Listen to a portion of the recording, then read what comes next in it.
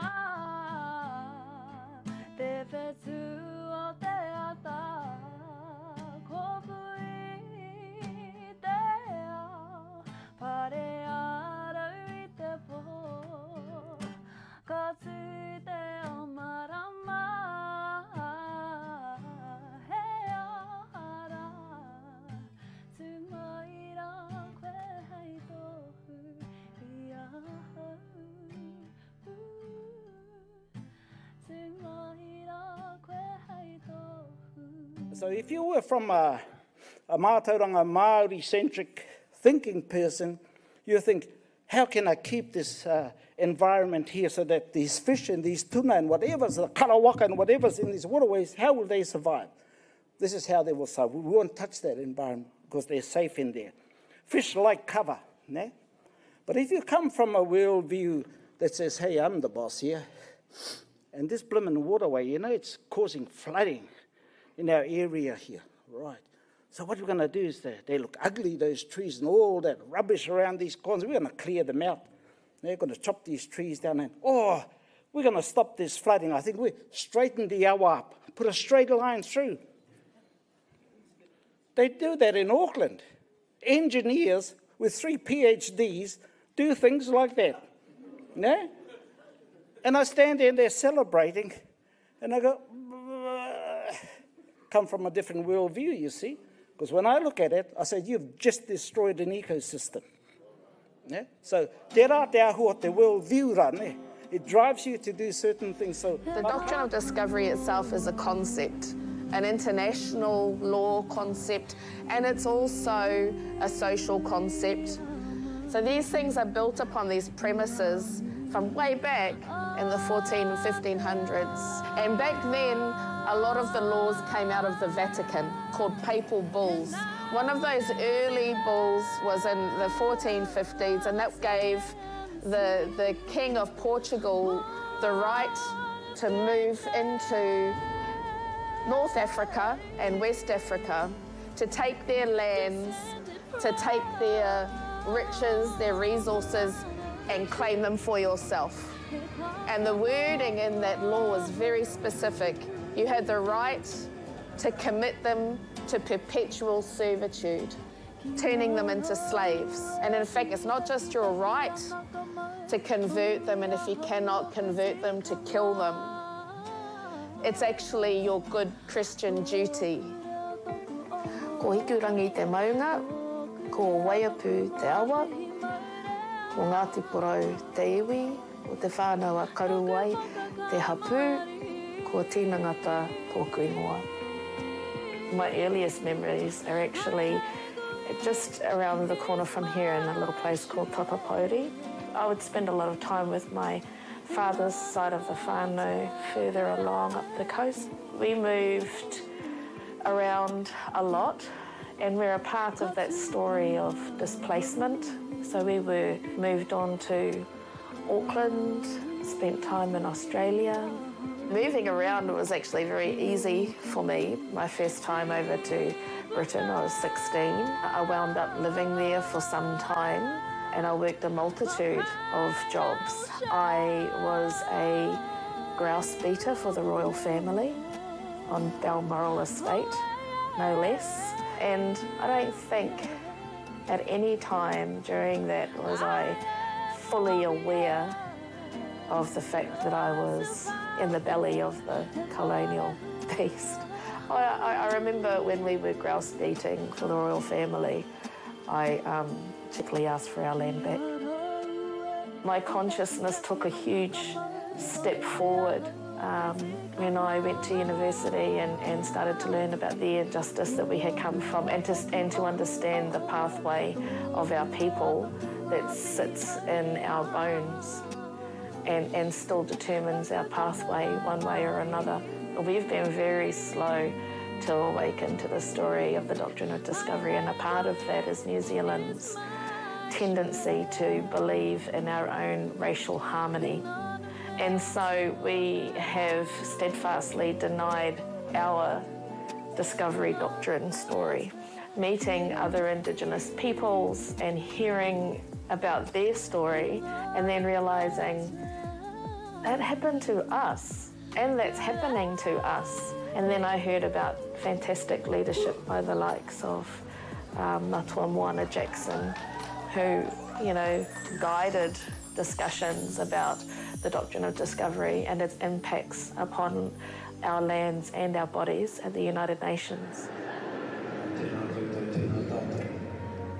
The doctrine of discovery is part of a wider process of colonisation, and colonisation for me is about taking away the lands, lives and power of other people.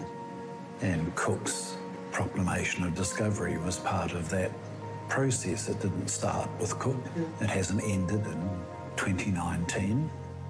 Something that links specifically Aotearoa and Hawaii is that we're both settler colonies. Settler colonialism is a really tricky one because the whole idea is that the settler needs to come and settle. And by settle, they need to become so much a part of the landscape and the skyscape and the seascape that you stop noticing them. They come in to stay permanently. And if they want to come in and stay permanently, what has to happen to the people who are already there? Well, we have to move out of the way, right? Or we have to get pushed out of the way. The very idea that you can come in and move people out, move our beliefs out, move our deities out, comes from those kinds of attitudes that were built in the doctrine of discovery.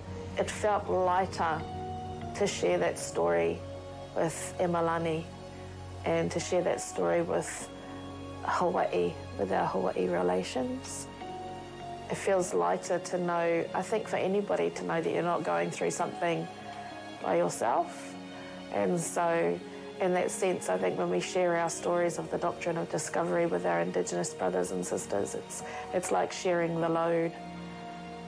We, as Indigenous peoples, are excellent custodians of our spaces. The beauty of this place that we live in has fed me across time, and so I have a level of reciprocity to our whenua and to our wai, to look after them and achieve justice for them. And then I also have a sense of reciprocity for the tipuna that I come from and what they have been through and survived. And so understanding their journey of justice and injustice is another part of what drives me. Learning how to release and let go of those, because maybe the way we learned how to manage situations helped us at certain times in our lives, but it's redundant now, you know, or it's not going to help us grow and evolve any further or any more into the people we want to be. And then the last part of the program is focused on thriving and making sure that we're putting things in place to live out and live into our potential.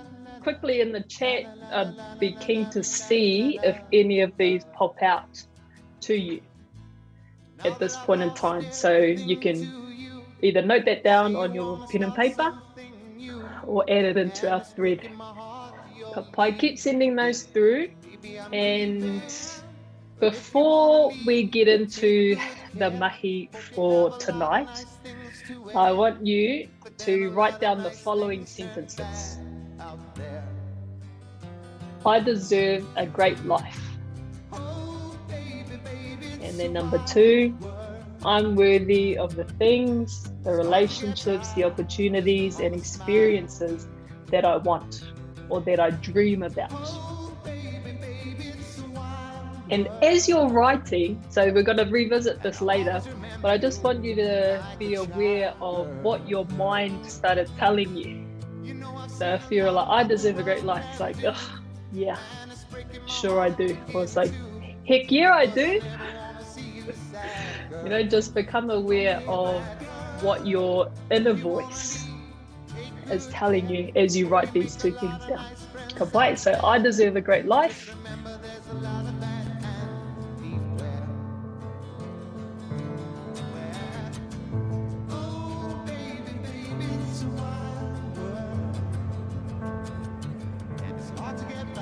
Displacement from whenua, displacement from your ukaipo, displacement from the very essence of who you are as a people, which meant that things like the reo and the atikala were the huge sacrifice.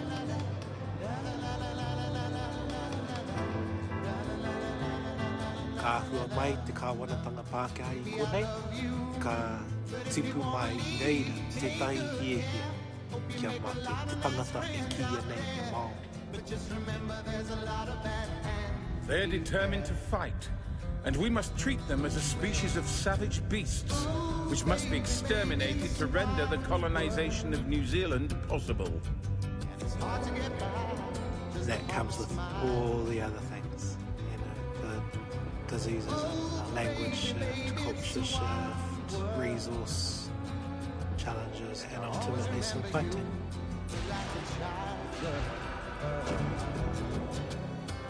All of that just culminated in one really toxic kind of mess, you know.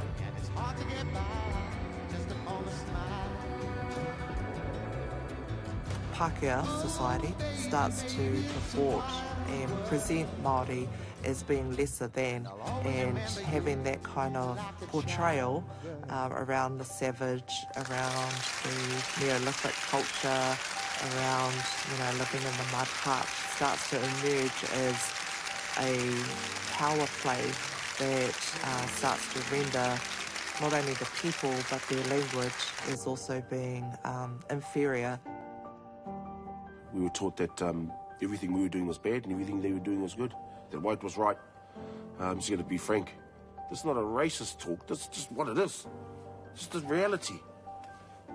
This is reality. This is what our people have faced.